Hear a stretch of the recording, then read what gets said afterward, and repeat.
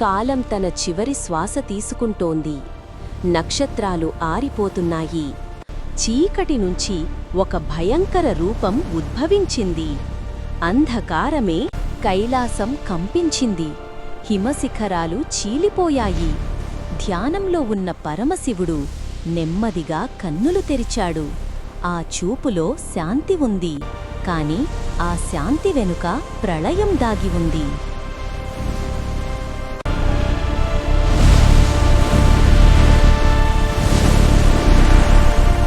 మూడో కన్ను తెరచిన క్షణం కాలం ఆగిపోయింది.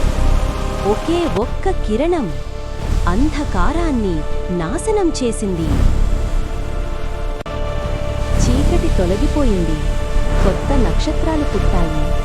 శివుడు మళ్లీ ధ్యానంలోకి ప్రవేశించాడు. మహాదేవుడు మేల్కొన్నప్పుడు కాలం కూడా వంగుతుంది.